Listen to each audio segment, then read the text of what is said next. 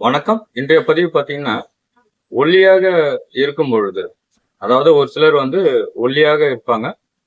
இந்த வயிறு பகுதி மட்டும் பெரிதாக இருக்கக்கூடிய ஒரு நிலை என்பது ஏற்படும்.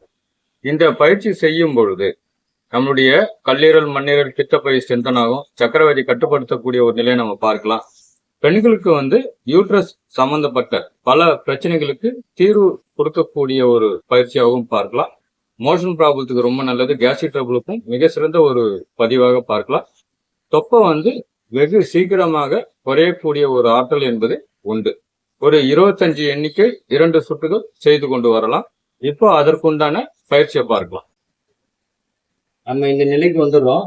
வந்துட்டு உங்களுடைய இப்போ ஒரு வார்ம் அப் செய்யறோம்.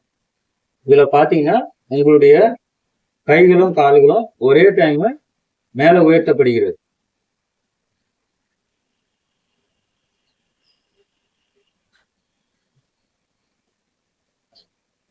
இப்போ நம்ம அப்படியே நிறுத்துறோம்.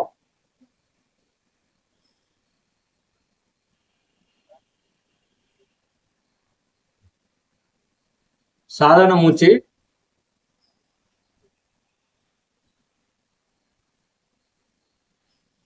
நம்ம இந்த நிலையில கைகளும் கால்களும் மேல உயர்த்தும் பொழுது மூச்சு காத்தா என்பது இழுக்கப்படுகிறது.